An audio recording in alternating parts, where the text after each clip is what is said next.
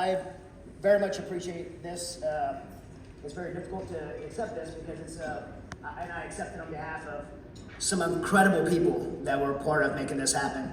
But the truth is, and I've said this several times throughout the last 2 years of this incident being acknowledged, publicly acknowledged, is that I say with complete honesty and not humility, just honesty, I am not capable of pulling off what happened in Afghanistan. I'm not smart enough, I'm not networked enough.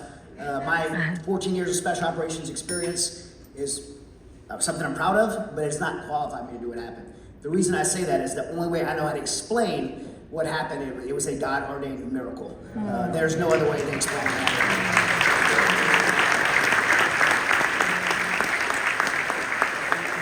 When I decided to engage in this, it was a little bit selfish reasons. I had an interpreter in my time and my deployments. I did 8 deployments to Afghanistan. I was a Force Recon Marine assigned to a JSOC task force with the premier special operations unit, I believe, in the world. And my job there was called the AFO, Advanced Force Operator. The best way I know to describe that job is someone working undercover. You work in a singleton capacity by yourself to go ahead of the assault units to put all your soldiers on target to capture, kill bad guys. Wow. And so that was my job. And so I worked by myself with a sole interpreter. His name was Aziz. And Aziz was not only my interpreter, but he was my teammate, and he was my primary person that I did all 8 of my deployments with.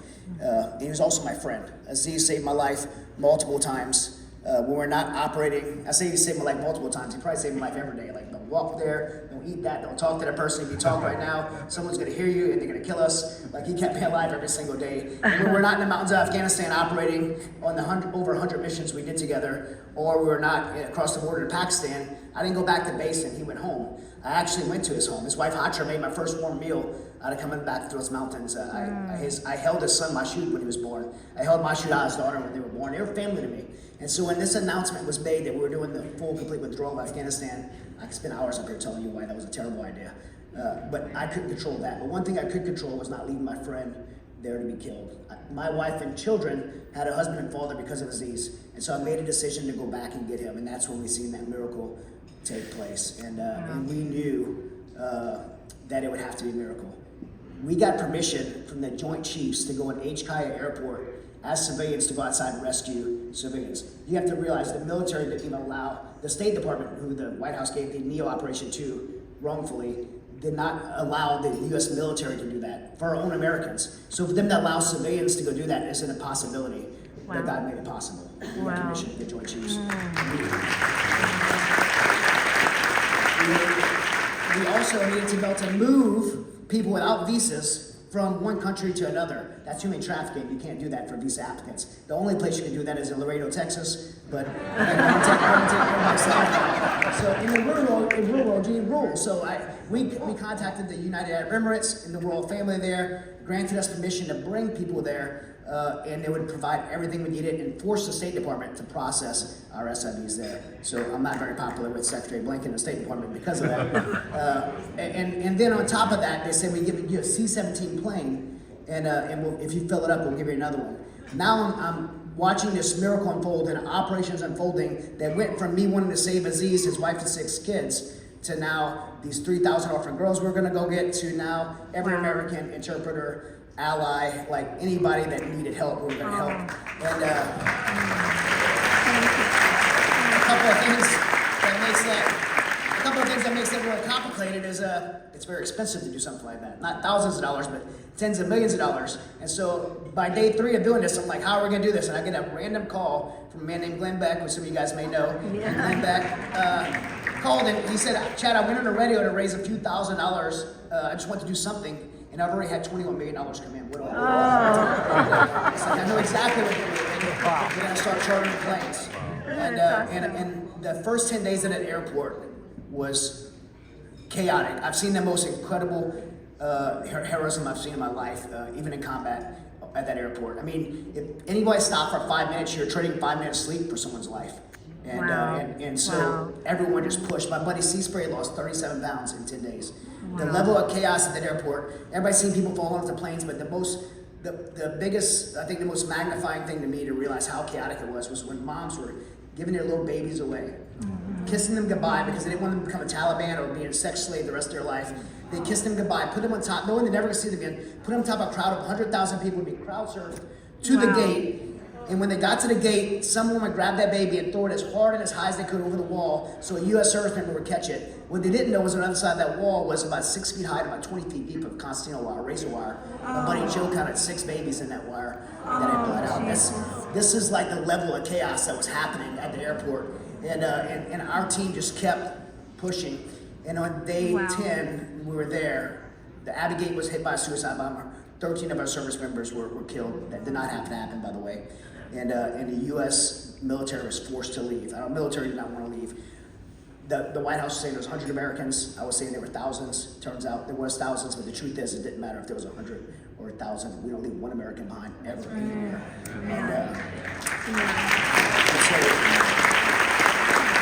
And we chose to stay, and we went to a place called Mazar Sharif, and we got another.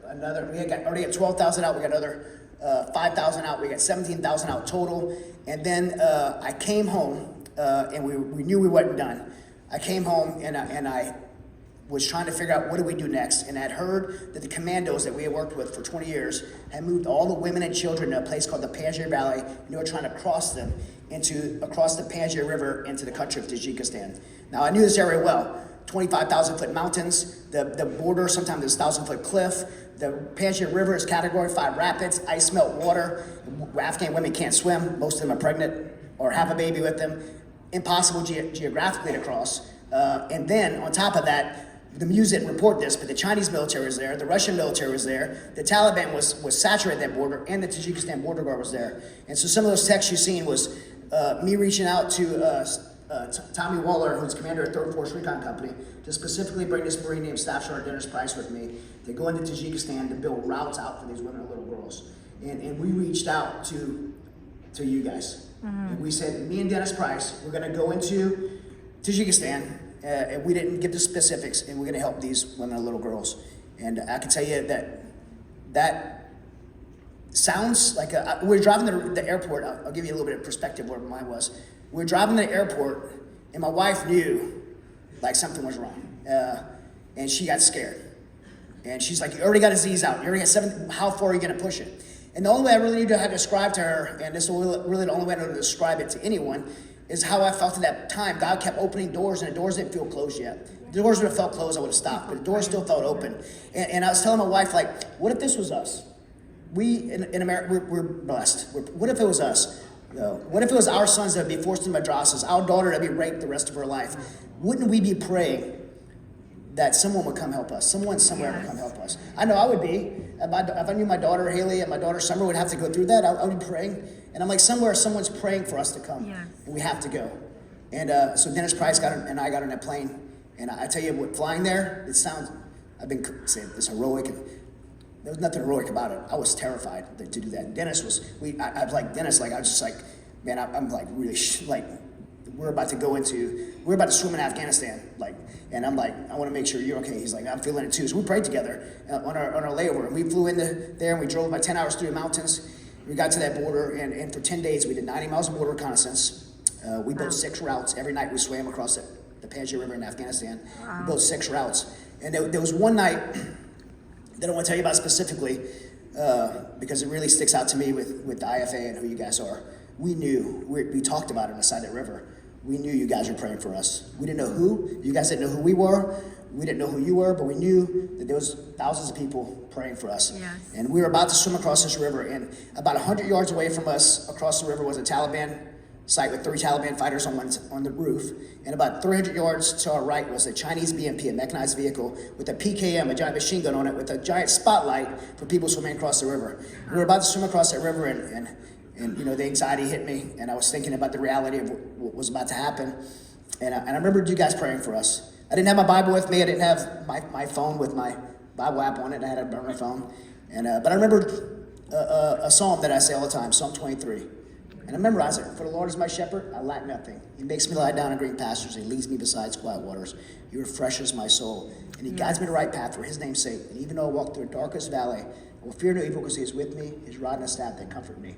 prepares a table for me in the presence of my enemies, and he anoints my head with oil. Amen. My cup overflows, and surely his goodness and love will pursue me all the days of my life, and I will dwell in the house of the Lord forever. I said that on the side of that river, and I thought about you guys praying for me, and that night we swam across that river, and that ended up being the route that we got, that most of those women and little girls came across. Thank you, Lord. While I'm thankful to represent our team, to receive something like this is representative of all of you guys, because something like this is not done with one person or a team of people. It's done by an army of people and an army of prayer warriors. And those prayers, by the way, can't end now, because while we got to do an amazing thing and we're super proud that we got those people out, my heart still hurts every day because I still get emails every day. Did you forget us? We're still here. My brother was just killed. My sister was just taken. There's 20 million women and little girls still there being sexually enslaved every day, as young as 9-year-old girls. You know, when Dennis and I were saying we were scared to go across that river, yeah, we were, but on the other side of the river was something far more important than being scared. It was these little 9-year-old girls that were getting raped, pulled away from their families. And that's still happening right now. And we, even if they don't share our faith, we need to pray for them. And we need to love them and show them the love of God. And it was an amazing moment to see everyone come together, including you guys. And I want to close with one statement that the guy Seaspray, the guy who lost that weight, amazing guy, Army Green Beret, who ended up being a part of our CIA ground branch, the paramilitary unit for our government agency. He's an incredible human being, and we were being asked why we did what we did. And honestly, the reporter, the Fox News reporter that was interviewing me, was really aggravating me at the time. I was like tired. I hadn't slept. I slept like an hour a day for like a couple of days. And she was asking, and I just said, it's the right thing to do. Like, it's real simple, flippantly. It is. It's the right thing to do. If you have the ability to do the right thing, and you have the ability to help people, then I believe you should, if people are in need. But then she asked Seaspray this question. She said, was it worth it? And he said, without even thinking, he said, it doesn't have to be. And that was probably one of the most powerful statements I ever had in my life, because he traded his career to help these people he never met before.